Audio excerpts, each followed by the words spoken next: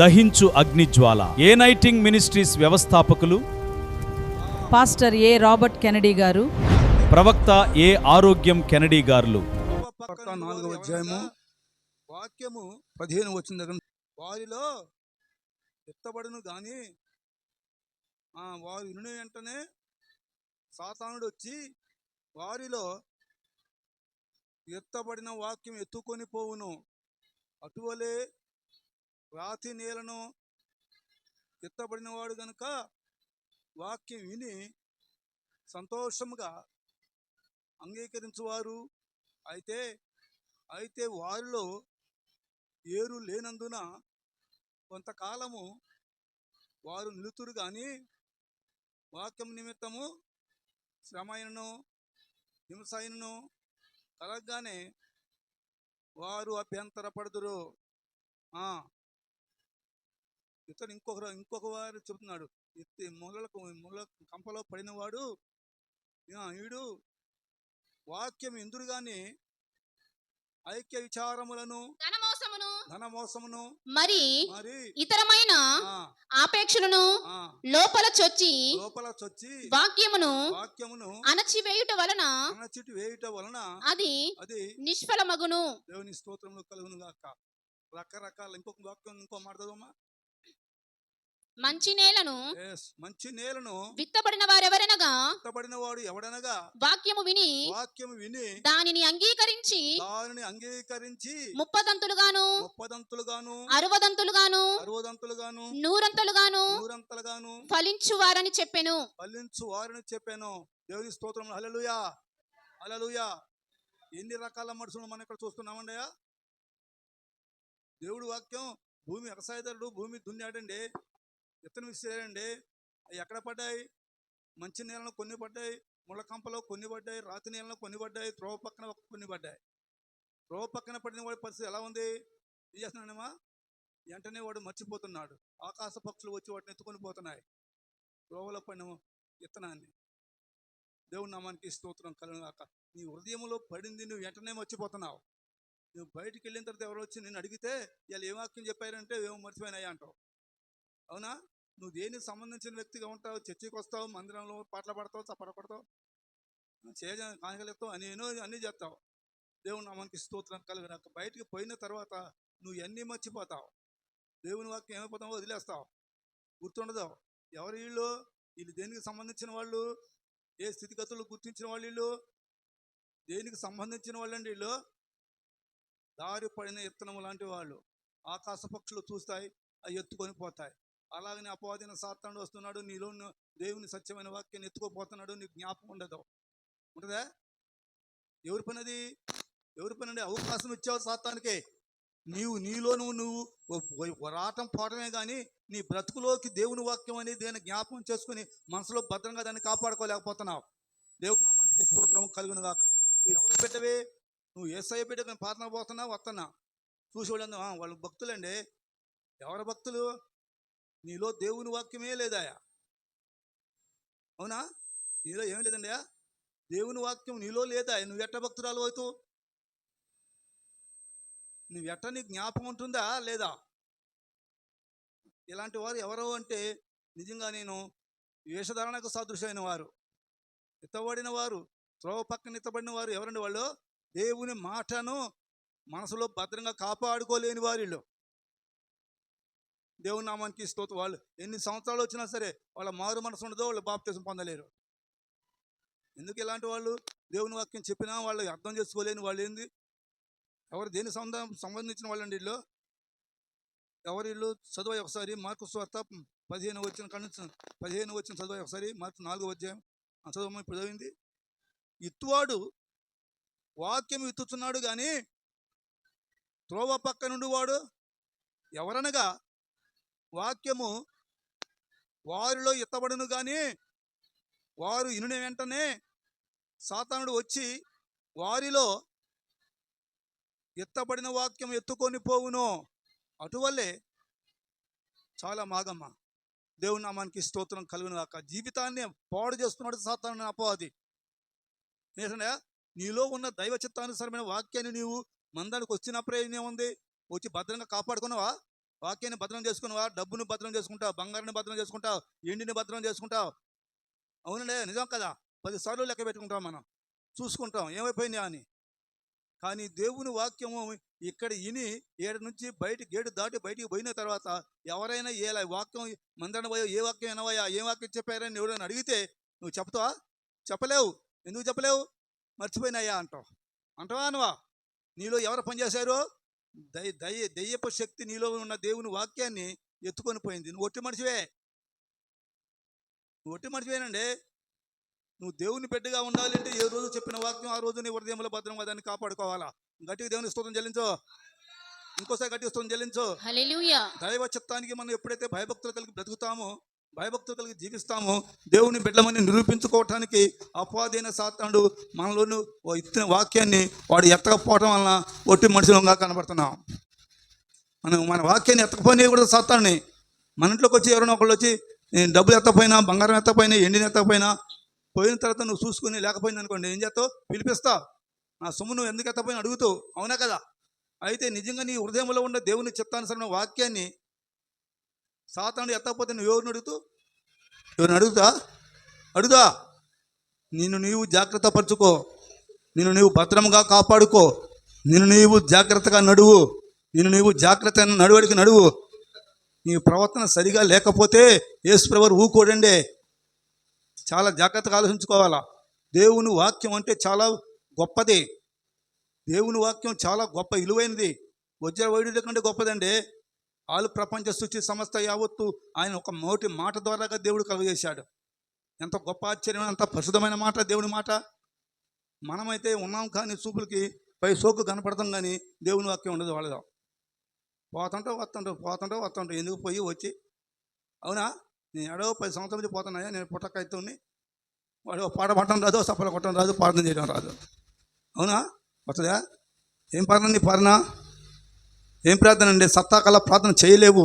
సాతానుడు చేయటానికి నీ ప్రార్థన అపవాదైన సాతానుడు దాన్ని ఏం చేస్తుండే? దేవుని వాక్యం ఉండకుండా నిన్ను ఒట్టివాడిగానే ఉంచుతుంది. ఎప్పుడు చూసినా ఒట్టి మనిషివే. ఏదో సోకు గుట్టలో బైబిల్ ఒకటే లాగులాడి అక్కడ తగ్గించుకుంటావు. అవునా? ఎట్లా ఉంటావు నువ్వు? దేవుని మాట చెప్పలేవు. బయటికి పోతే ఇంకొకరు అమ్మాయిలు ఏ వాక్యం చెప్పారంటే నువ్వు సమాధానం చెప్పలేస్తావా? నువ్వు వాక్యాన్ని ప్రకటించే శక్తి నీకు లేకుండా పోతుంది. కారణం అపవాదైన సాతానుడు నిన్ను ఏం చేస్తున్నా అంటే నీకు గుర్తు లేదు. నీలో ఉన్న సత్యమైన వాక్యాన్ని ఎత్తుకొని పోతుంది. కానీ మాట వింటున్నారు కానీ ఏం చేస్తున్నారు? వదిలేస్తున్నారు. అవునా? మీరు వదిలేయట్లే. సాతాను గడి పని సాతానుడు చేస్తుంది. దానికి నువ్వు అవకాశం ఇస్తున్నావు. నన్ను భద్రపరచలేకపోతున్నావు. నీ హృదయం అనే పెట్టెలో పెట్టి దాన్ని భద్రంగా జాగ్రత్త పరచుకో. దేవుని వాక్యాన్ని ఎప్పుడు కూడా మనిషి ఉన్నాడు అంటే మైండ్ కూడా, మెదడు కూడా మంచిగా పని చేయాలండి. దానికి కూడా పదును పెట్టాలి కథ. అవునంటారా? దేవుని నామానికి ఇస్తూ మనిషి ఉంటే సరిపోయేది కాదు. ఏదో నువ్వు సోకొచ్చి కూకొని పోతే ప్రయోజనం అంటే వెళ్తున్నావు అంటే యేసు కూడా నీతో రావాలా. దేవుని స్తోత్రం. హల్లెలూయా. దేవుని వాక్యాన్ని నువ్వు ఎత్తుకొని పోవాలని ఇంటికి. పరిశుద్ధాత్మ దేవుని మాట వినాలా. దైవ చిత్తము నువ్వు పట్ల దేవుని వాక్యం ఎప్పుడైతే నీలో నిలిచి ఉంటుందో అప్పుడే నువ్వు వాక్యానుసారంగా జీవితంలో భక్తులు నిలబడగలవు. దేవుని వాక్యం నీలో లేకపోతే నువ్వు ఏడ భక్తులు ఉండలేతో వ్యభిచారం చేస్తావు, దొంగతనం చేస్తావు, మోసం చేస్తావు, దగా చేస్తావు, అన్ని పనులు చేస్తావు. చేస్తావండి. దేవుని వాక్యమే నీ హృదయంలో ఉంటే నువ్వు మోసం చేయలేవు, వ్యభిచారం చేయలేవు, దొంగతనం చేయలేవు. అబద్ధం మాటలు, మోకర మాటలు, మాయ మాటలు నీ చెప్పలేవు. జీవితానికి ఒక బలమైన దేవుని వాక్యం నీలో ఎప్పుడైతే నిలిచి ఉంటుందో, దేవుని వాక్యం నీలో ఎప్పుడైతే పాతుకొని ఉంటుందో, బలముగా ఉంటుందో, అప్పుడు అపవాది నిన్ను ఏమీ చేయలేదు. దేవుని స్తోత్రం. గట్టి సపడ గట్టిగా సపడగొట్ట. పరిశుద్ధాత్మ దేవుని మాటను వినాలా. ఇన్ని దాన్ని వదిలిపెడుతున్నావు, నువ్వు ప్రయోజకురాలు కావు. దేవుని నామానికి స్తోత్రము కలుగును గాక. బైబిల్లో చాలా దేవుని మాట వినని వారు బైబిల్లో చాలామంది ఉన్నారు. స్త్రీలు, పురుషులు ఉన్నారు కొద్దిమంది. కారణం ఏంటి అంటే జీవితంలో ఎప్పుడు కూడా నువ్వు ఏ సంఖ్యలో ఉంటున్నావో నీకు నీవే తెలుసుకోలేకపోతున్నావు. దారి ప్రక్కన పడిన ఎత్తనమలా ఉంటేది సాతానుడు వచ్చి దాన్ని ఎత్తకపోతా ఉంటే నువ్వేం చేస్తున్నావు అంటే నువ్వు గుర్తించలేని వాడిగా ఉండిపోయావు. నీ హృదయంలో దేవుని వాక్యం లేదంటుంది బైబిల్ చెబుతున్న మాట. ఇది పై సోకుంటే లాభమే ఉంది. అవునండి, అవునా కదా? దేవుని వాక్యం భద్రముగా నీ హృదయంలో పాతుకొని ఉండాలా. దేవుని స్తోత్రం చెల్లించి గడికి ఒకసారి హల్లెలూయా. మన దేవుడు ఆశ్చర్యకరుడు, మన దేవుడు సమస్త కార్యములు నెరవేర్చువాడు, ఆయన మాట తప్పని వాడు. ఆయన మేలు చేస్తుంటే మేలు చేయక తప్పడు. నువ్వు మాట తప్పుతావు కానీ యేసయ్య మాట తప్పడండి. ఎన్నో వేల కొలది వాగ్దానాలు నీ కోసం, నా కోసం, మనందరి కోసం పరిశుద్ధ గ్రంథంలో రాయబడి ఉన్నాయి. నువ్వు నేను మనమందరం కలిసి ప్రభు బిడ్డలమని చెప్పుకొని నువ్వు కలిసి ఉండి నమ్మకస్తులుగా ఉండి నమ్మకస్తుడుగా నీ ఉండి దొంగతనం చేయటం కానీ, వ్యభిచారం చేయటం కానీ, మోసం చేయటం కానీ, ఇలాంటి అలవాట్లు నీలో ఉన్నాయి అంటే నువ్వు దెయ్య బిడ్డవే కానీ దేవుని బిడ్డవి కాదు. ఒకసారి గట్టిగా స్తోత్రం చెల్లించు. ఎన్నో సంవత్సరం నుంచి ప్రార్థన పోతారండి వాళ్ళు, అవునా? చప్పట పడతారండి వాళ్ళు, సాక్ష్యాలు చెబుతారండి వాళ్ళు, ఎన్ని డబ్బులైనా ఖర్చు పెడతారండి, 1000 ఇస్తారండి, అవునా కదా? ఏం పని చేస్తున్నారు వీళ్ళు? దేవుని నామానికి స్తోత్రం కలిగినాక పరిశుద్ధ లేఖనము సెలవిచ్చిన రీతిగా నీ బ్రతుకును సర్దిద్దుకుని నడవాలా. నువ్వు ఏదో దేవుని వాక్యం ఎత్తకపోయే బిడ్డగా నీవు ఉండవద్దు. ఉంటే నీకు మేలు లేదు తల్లి, నీకు ప్రతిఫలం దొరకదో, ఆశీర్వాదం ఉండదో. దేవుని వాక్యం నీలో ఎప్పుడైతే నివసిస్తూ ఉంటుందో ఆశీర్వదించబడిన బిడ్డగా నీవు కనబడతావు. దేవుని స్తోత్రం. హల్లెలూయా. గట్టి సభలో ఒకటి ప్రభువుని మహిమపరచండి. ప్రభు నామానికి మహిమ కలుగును గాక. చాలా మంది వచ్చారు, అయ్యా నేను ఎంతకంది పాదం పోతే నాకు ఏం మీద కలగలేదు ఏంటి అంటారు. అసలు నీ బ్రతుకు బాగు చేసుకోలేనప్పుడు నన్ను చెడటం ఎందుకు? నువ్వు దేవుడి వాక్యం నీలో ఉందా? కింద వచ్చిన కూడా చదువమ్మా అమ్మా. అటువల్లే రాతి నేలను విత్తబడిన వారు ఎవరనగా, రాతి నేలను ఎత్తబడిన వారు ఎవడనగా వాక్యం విని సంతోషముగా అంగీకరించు వారును. అయితే వారిలో వేరు లేనందున ఏమి లేదండి, వేరు చెట్టు అయితే ఉందండి, కింద ఏరు సరిగా లేదు, పునాది లేదు దానికే, అవునా? ఏమి లేదండి, వేరు లేనందున. బండ మీద దానికి ఏరు ఉంటుందా? ఏరు ఏమైపోద్ది? ఎండిపోతే. మీ అందరు తెలుసండి, బండ మీద చెట్టుని వేసామండి, మొలిసిద్ది, కొద్ది కాలం పెరిగిద్ది, పచ్చగా ఉంటుంది, అందంగా ఉంటుంది, చూపులు చూడటానికి బాగుంటుంది. కానీ దానిలో ఏం లేదు, ఏరు లేనందున అది ఎండిపోక తప్పదు. దేవుని వాక్యం అనే సత్యంలో నువ్వు నిలబడి ఉన్నంత కాలమే నువ్వు పచ్చగా కనబడతావు బిడా. దేవుని నామానికి స్తోత్రంలో కలుగును గాక. దేవుని వాక్యం నీలో ఎప్పుడైతే ఉండదో, యేసు మాట నువ్వు ఎప్పుడైతే వినకుండా ఉంటావో, ఎప్పుడైతే దేవుని చిత్తానికి విధిరాలుగా జీవించకుండా నీ ఇష్టానుసారంగా జీవితం గడిపేవే నువ్వు, ఒకవేళ ఏమైపోతావు? నువ్వు ఎండిపోతావు. నీరు లేదు, వాక్యమైన నీరు నీలో లేదు. దేవుని వాక్యాన్ని మన జీవితంలో మనల్ని మనమే సంపాదించుకోవాలి. దేవుని వాక్యాన్ని భద్రంగా కాపాడుకోవాలి బిడ్డ. నువ్వు ఎవరైనా కావచ్చు, నువ్వు ఎవరైనా నాకు సంతోషమే, కానీ దేవుని మాట నువ్వు విని దాన్ని ఏం చేయాలనయా? దేవుని వాక్యాన్ని భద్రంగా నీ హృదయంలో భద్రపరచుకో. నేను చూస్తుంటాను ఒక్కొక్క మనిషి ఆలోచన గమనిస్తాను, వాళ్ళ అంతరంగాన్ని చూస్తాను. పరిశుద్ధాత్మ దేవుని మాటకు కట్టుబడి జీవితాన్ని గడుపుతున్న వారు ఎవరైనా ఉన్నారా అని దేవుడు పరీక్ష చేసి చూస్తాడు. ఎక్కడుండి? ఆకాశం నుండి చూస్తున్నాడు. ఎవరైనా నీతిమంతులు ఉన్నారో చూస్తున్నాడు దేవుడు, ఆకాశం నుండి చూస్తున్నాడు. ఉంటే కనబడుతున్నారు వీళ్ళు నీతిమంతులు? ఏమనండి, నేను పోతున్నా యాడికి పోతున్నావు? సమాధులు కడిగి పోతున్నావు, బొందలు కడక పోతున్నావా? దేనికి పోతున్నావు అంటే నువ్వు పోవటం డబ్బులు ఖర్చు పెట్టుకుని పోతావు. బొంద దవ్వుకోవడానికి పోతున్నావు. దేవుని నామానికి స్తోత్రం కలుగును కాదు. దేవుని వాక్యము లేకపోతే నువ్వు భయంకరమైన జీవితం నీలోకి వచ్చేస్తుంది. దేవునికి వ్యతిరేకమైన జీవితం నీలో కలిగి ఉంటావు. ఎండిపోయిన చెట్టులాగా మంచి నేలన పడిన స్థితి లేకుండా పోయిందిగా. రాతి నేలన పడిన వాడుగా. ఏ నేలన పడిన వాడు ఉంటామంటే, రాతి నేలన విత్తనం పడింది అనుకో, అది ఏ పరిస్థితిలో ఉంటుంది? ఏ స్థితి కలిగి ఉంటుంది? పెరిగిద్ది, పెద్ద అయింది, కొద్ది పచ్చగా ఉంటుంది, అనేక ప్రజలకు మంచిగా కనబడతారు. నువ్వు ఎప్పుడైతే పచ్చగా ఉండవో పక్కన వాళ్ళు కూడా వాళ్ళు వేసిపోయి నమ్ముకున్నారండి, మంచిగా ఉన్నారు అని వాళ్ళు సంతోషపడతారు. మేము కూడా నమ్ముకుంటాం. ఏమంటండి, మేము కూడా వీళ్ళు పోయి కొద్ది రోజులు అయిన తర్వాత ఏమైపోతే పని? దేవుని వాక్యమైన నీరు లేనందున, దేవుని మాట వినందున ఏమైపోయారండి నీళ్ళు? ఇంత ఏరు లేదు, గాలి వచ్చిందనుకో ఏమైపోతుందండి? చెట్టు ఏమైతే పడిపోతండి. గాలి దోలి వర్షం కురిసి గాలి దోలిందనుకో సాతానుడు ఒక ఊపు పిండి అనుకో, నువ్వు భక్తిలో ఉండవు. నాకు వద్దులే, మేము బాగులే, పాపకి పోయిన కాడ నుంచి ఇబ్బందులు వస్తున్నాయా, కష్టాలు వస్తున్నాయా? నీ బతుకు నువ్వే, కష్టాలు తెచ్చుకునేది నువ్వే, ఇబ్బందులు తెచ్చుకునేది నువ్వే. నువ్వు యేసయ్య మీద మళ్ళీ నేరం మోపుతూ, అవునా? నయోమి కూడా ఇబ్బంది కలిపినప్పుడు ఏం చేసిందండి? నయోమి ఏం కలిగింది? ఏం చేసింది?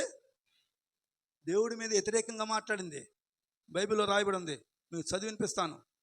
దేవునికి స్తోత్రం కలుగును గాక. దైవ చిత్తానికి విధుడు కాని వాడు దేవుని బిడ్డగా నిలబడలేడు. అన్నిటినీ గాలి వాన తట్టుకొని ఉన్నవాడు ఎవడండి? వాడు మంచి నీళ్ళలో పడిన వాడిగా కనపడతాడు. దేవునికి స్తోత్రం కలుగును గాక. దైవ చిత్తము నెరవేర్చడానికి నువ్వు దేవుడిని ఏర్పాటు చేశాడు. నువ్వు రాతి నెల పడిన ఇత్తనాలను ఉండొద్దు, దారి పక్కన పడిన ఇత్తనాలను ఉండొద్దు, ముళ్ళ కంపలో పడిన ఇత్తనం సంగతి చూడమా. చదువమా, కింద వచ్చిన ఉంటుంది, చదువు. ఇతరులు ముండ్ల పొదలలో విత్తబడిన వారు, ముళ్ళ పొదల్లో విత్తబడిన వారు, వీరు వాక్యము విందురు గాని, ఐహిక విచారములను, ధనమోసమును మరి ఇతరమైన ఆపేక్షలను లోపల చొచ్చి వాక్యమును అణచివేయటం వలన అది నిష్ఫలమగును. ప్రయోజనం లేదు నీలో, నీ ద్వారాగా. ఏమైపోతుంది? కంప అడ్డం వచ్చింది నీ హృదయమో. ఏమైందంటే కంపలోని ఒక ఇత్తనం పడదు అనుకోండి, అది మొలిచిద్ది, మంచిగా పెరిగిద్ది. కానీ ఎంతవరకు పెరిగిద్ది? ఇది ఇక ఎక్కువగా పెరగలేదు, కంపట్ట ఉంది, అది అణిచిపట్టిద్ది. నువ్వు లేవలేవు పైకి. నీకు ఐక్య విచారము, నువ్వు తెలివైన దానిలాగా నటన చేస్తావు. చూసేవాళ్ళము ఏమో మాటగారు అనుకుంటారు. ఒడిదే నీలో ఏమి ఉండదు, భక్తి ఉండదు, శక్తి ఉండదు. దైవజనుడి మీద కొప్పు కాస్త అవసరం వస్తే దైవజనుడికి ఏం చేస్తామయ్యా? గుంట దవ్వుతూ, ఎవడాడు? కంప కింద పడినవాడు. అన్ని రకాల మనుషుల గురించి బైబిల్లో ఉంది. జాగ్రత్తగా బతకడం నేర్చుకోండి. మన ప్రవర్తన సరిగా నడవండి.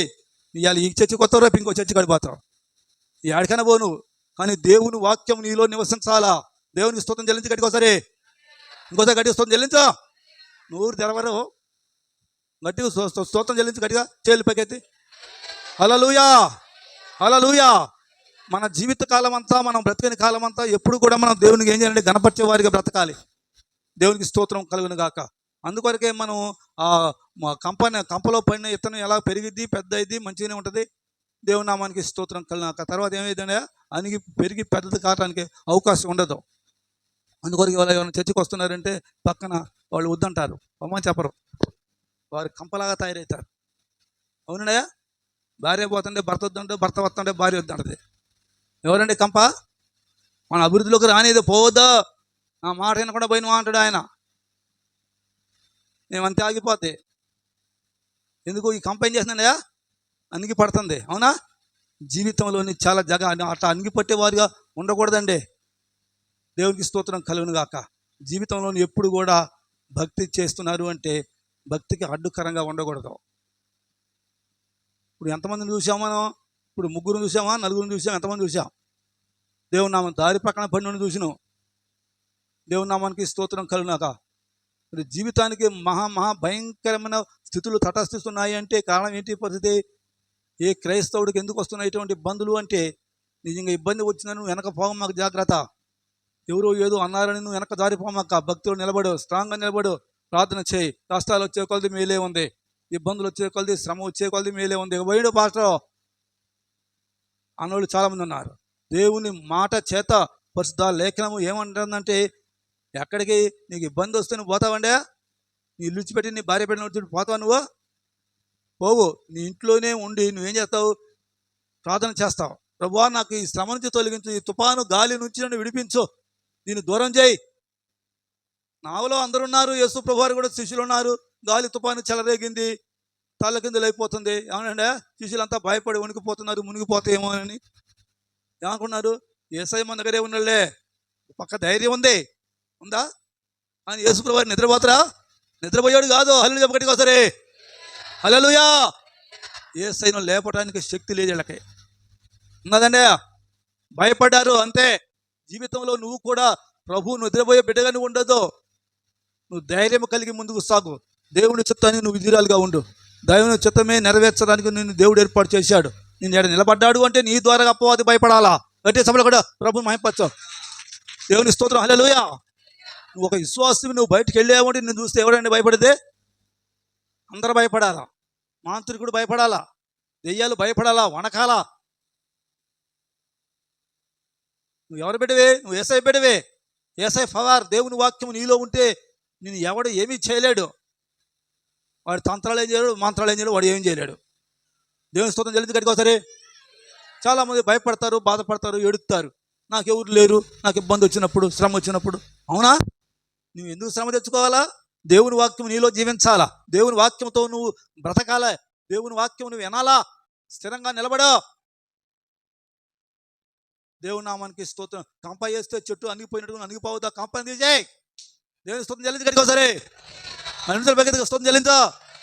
కంపని ఏం చేద్దామన్నా? తొలగించేద్దాం, తీసేద్దాం. అది అణిగి పట్టణిస్తుంది, అణిచివేస్తుంది. ఏం చేస్తున్నాను? కంప నిన్ను ఎత్తుకు బెరగకుండా, పైలోకి రాకుండా, అభివృద్ధి నొందకుండా అది ఆ కంపెనీని అణిచివేస్తుందమ్మా. పోవద్దులే, అందరూ పోతే పోయా, నీకెందుకమ్మా? ఎంత కూకొని పాలన తెచ్చుకోరాదు. మందండి పోనీయడండి. ఎవరు పోనీంది? ఏదండి? కంప పైకి రానియదో, భక్తులు పెరగనీయదో. ఇంట్లో గొడవలు ఎక్కువైతే, ఇంట్లో ఒకరికొకరు గొడవ పెట్టుకోవడం అయితే పైసా ఇయ్యరో. ప్రభు సంధికి వస్తున్నామంటే దేవుని నామానికి స్తోత్రం కలిగి చాలా ఇబ్బందులు గురైపోతావు. అయినా సరే నేను కాళ్ళతో నడుచుకుంటా 6 కిలోలు 7 కిలోమీటర్లు కాళ్ళతో నడుచుకుంటూ వెళ్ళి దేవుని స్వార్థ వాక్యం విన్నాను. దేవుని వాక్యం విన్నాను. 6 కిలోమీటర్లు నడవటం, 6 కిలోమీటర్లు నడిచి రావటం, నడిచిపోవడం, నడిచి రావటం.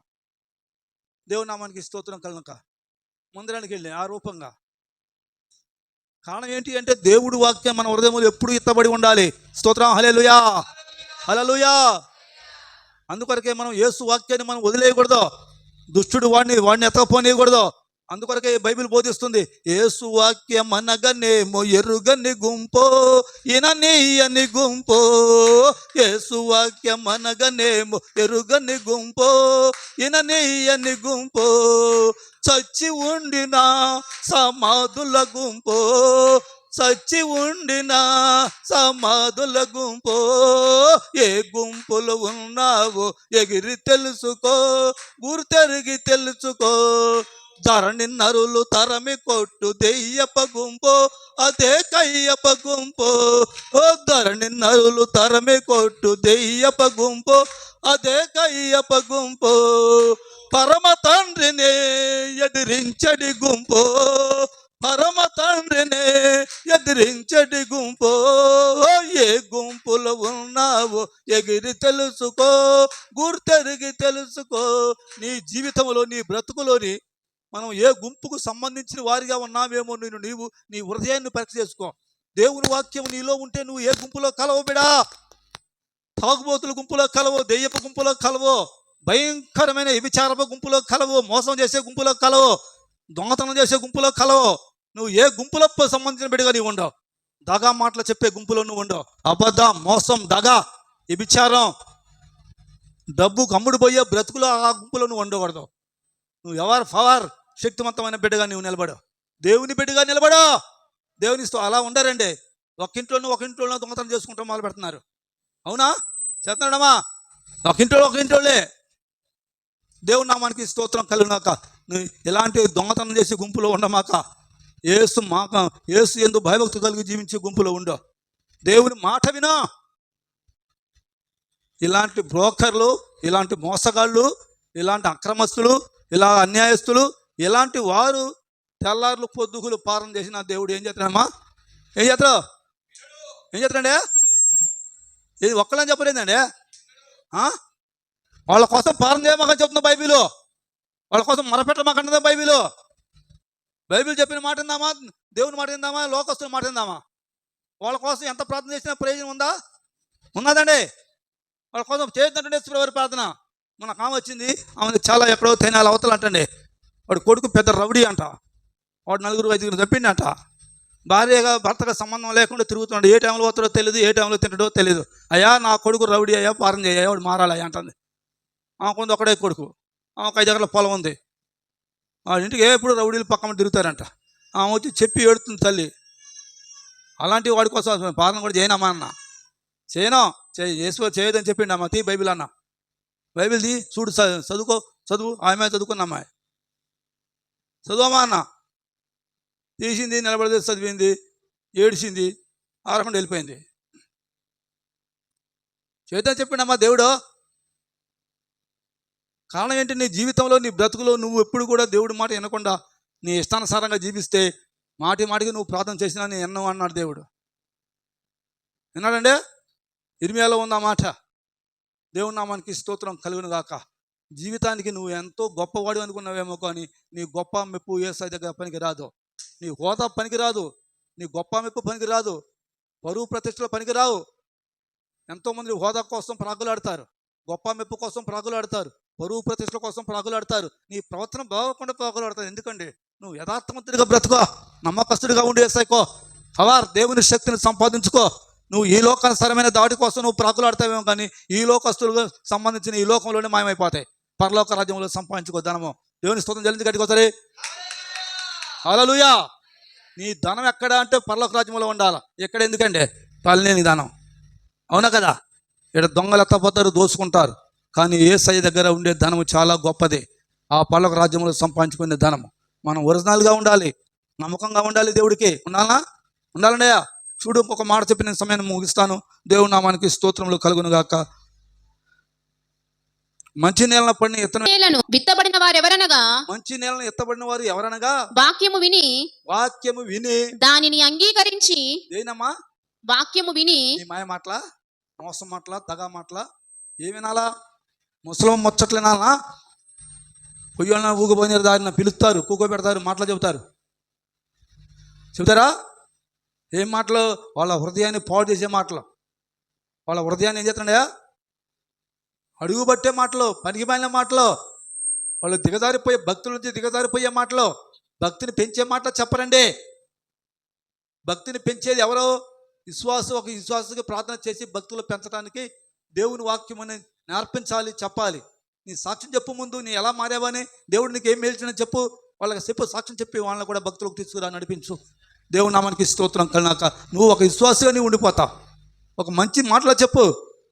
చెడు మాటలు చెప్పడానికి ఉపయోగపడతావు, కానీ నువ్వు మంచి మాట చెప్పడానికి ఉపయోగపడే బిడ్డగా ఉండవు. నువ్వు దారిని పిలిచిపోయే వారిని కూడా పిలిచి చెప్తావు. ఏం మాటలు? చెడ్డ మాటలు, దుర్మార్గమైన మాటలు, అబద్ధం మాటలు, మోసం మాటలు, దగా మాటలు. జీవితంలోని ఎప్పుడైనా సరే మనం బ్రతుకున్నాము అంటే ఒక మంచి మాట చెప్పు కొద్దిమంది ప్రజలకి. అందుకొరకే దేవుని లేఖన భాగంలోనే ఉంటుంది, మంచి నేలను పడిన ప్రతి ఒక్కడు ఏమలా ఉంటుంది ఇతరము. చదువమ్మా. మంచి నేలను విత్తబడిన వారు ఎవరనగా, మంచి నేలను ఎత్తబడిన వాడు ఎవడనగా, వాక్యము విని దానిని అంగీకరించి 30 దంతలుగాను 60 దంతలుగాను 100 దంతలుగాను ఫలించు వారని చెప్పాను. గట్టి సభలో కూడా ప్రభు మహిమపరచండి. మనం ఫలించే వారిమి, మంచి నేలను పడిన ఇత్తనము లాంటి వారిమి. పాపానికి, దుష్టుడిగా అవకాశం ఇచ్చే వారిమి కాదు. దుష్టుడి తలంపు వేరు, దెయ్యపు తలంపు వేరు. ఇవన్నీ కూడా వాళ్ళ తలంపు, వాళ్ళ గుంపులు, వాళ్ళు ఆలోచనలు, వాళ్ళ తలంపుల ప్రకారం నడవద్దు, వినొద్దు. వాళ్ళ మాటలు యేసు వాక్యం విను, యేసు మాటలు విను. సత్యమైన భక్తులు నిలబడు, స్థిరమైన మనసు కలిగి నీవు ఉండు. వాక్యాన్ని సరముగా సహవాసం చెయ్యి. నువ్వు దేవుని బిడ్డగా బ్రతుకు. నీకు ఏదైనా కష్టం కలిగిందా, ఇబ్బంది కలిగిందా, చర్చి వెళ్ళే వారి దగ్గరకు వెళ్ళి అమ్మ నా కోసం ప్రార్థన చేయని చెప్పుకో. ఆమెతో నీతో ఆమె కూడా కలిసి ప్రార్థన చేయండి. దేవుడు సంతోషపడతాడు. నీ ప్రార్థన ప్రభు వింటాడు. నీకు దేవుడు మేలు చేస్తాడు. ఏ తెగులు నీ కుటుంబానికి రాకుండా దేవుడు కాపాడతాడు. దేవుని స్తోత్రం. హల్లెలూయా, హల్లెలూయా. ఏదైనా తెగులు వస్తుంది అంటే దేవుడు నీకు ముందుగానే చూపిస్తాడు. ఏదైనా ఇబ్బంది కలుగుతుంది అంటే దేవుడు నీకు ముందుగానే చూపిస్తాడు. నువ్వు ఆయన బిడ్డవు కాబట్టి ఆయన మొరపెట్టి అడిగితే అవన్నీ దేవుడు తొలగించి వేస్తాడు. నువ్వు యేసయ్య గుంపులో ఉండాలా, మంచి నేలను పడిన ఇత్తనములా ఉండాలా. దెయ్యపు గుంపులో ఉండమాక, అపవాది గుంపులో ఉండమాక, పరిశుద్ధాత్మ దేవుని మాట ఇనే గుంపులో ఉండో. స్తోత్రం. హల్లెలూయా, హల్లెలూయా. దైవ చిత్తానికి జీవించడానికి నువ్వు కష్టపడు. పరిశుద్ధాత్మ దేవుని ఎందుకు చూస్తూ గురి కలిగి జీవించు. అందుకొరకే మంచి నేలను పడిన ఇత్తనము అది 30 దంతులుగాను 60 దంతులుగాను 100 దంతులుగాను ఫలించి ఏం కలిగిందనయా? మంచి కాయలు కాసిద్ది, మంచి ఫలములు ఫలించిద్ది. మంచి కాయలు కాసిన చెట్టు దారి పక్కన ఉందనుకో, ఏం చేస్తావు నువ్వు? దారిని పోయేవాడు ఏం చేస్తున్నాయా? ఊగినే పోతాను చూసుకుంటూ పోతాడు. కానీ ఏం చేస్తున్నాయా? ఒంగోని రాయి తీసుకుని ఇసువేస్తాడు. ఆ చెట్టు కూడా కాయలు పడిపో. అవును ఎత్తరా? ఎవరు చెబుతారు నీకేమన్నా ఏదని చెప్పకపోయినా ఎత్తవాయా? అన్యాయకరమైన మాటలు చెప్తావా? దుర్మార్గ మాటలు చెబుతావా, అబద్ధ మాటలు చెబుతావా, అయ్యే రాళ్ళు వేయటం అంటే. అవునా కదా? నిందలు మాపడం అంటే అంతే. బతుకు బాగలేదా, దాన్ని పోయి ఊకపోడు తీసుకొని రాయి చూసి తీసుకొని ఆ చెట్టుకి ఎత్తాడు, ఆ కొమ్మలకి ఆ కాయలకి ఎత్తాడండి, అవి రాలిపోడానండి. నీ ప్రవర్తన నీది నువ్వు చూసుకోవు. జీవితానికి ఒక గొప్ప మహిమకరమైన ఆశీర్వాదాన్ని సంపాదించుకో. నీ ద్వారాగా ఇంకా అనేకులకు ఆశీర్వాదం వచ్చే మాటలు చెప్పు, దీవెనకరమైన మాటలు చెప్పు, మహిమకరమైన మాటలు చెప్పు. పరిశుద్ధాత్మ దేవుని శక్తిని సంపాదించుకోవడానికి సత్యములకు రమ్మని పిలువు. సత్యవాకును నమ్మేరమ్ము, నీచ జీవము నీకీచదను. సత్యవాకును నమ్మేరమ్ము, నీచ జీవము నీకీచదను. ఆయన శరణ జోచినచో, ఆయన శరణ జోచినచో, వాంఛతో నిన్ను స్వీకరించు రామో, నీ తరుణమిదే. రమ్మనుచున్నాడు మన ప్రభు అయిన యేసు నొద్దకు రామో. హల్లెలూయా, హల్లెలూయా. నువ్వు వస్తూ ఉండు, దేవుడు ఎప్పుడు నిన్ను దీవిస్తుంటాడు. వస్తూ ఉండు, ఆయన భారంగా ప్రార్థన చేస్తూ ఉండు. నీ భారాన్ని యేసు మీద మోపో. దేవుని స్తోత్రం జల్ది గడికి సరే. ఆయన తట్టు చూడు బిడ్డ, ఆయనతో మాట్లాడు బిడ్డ, చేయి ప్రార్థన. నిన్ను దేవుడు ఎప్పుడు కూడా వంచన చేయడు. దేవుడు నిన్ను ఏ బాధలో కష్టాల్లో ఉంచడు. దేవుడు నీకు బాధలు వస్తే నేను దేవుడు చూస్తూ ఊకున్నాడు. దేవుని నామానికి స్తోత్రం కలుగును గాక. నిన్ను దేవుడు కష్టాల నుంచి, బాధల నుంచి, ఇబ్బందుల నుంచి, శ్రమల నుంచి నువ్వు కాపాడడానికి సిద్ధంగా ఉన్నాడు.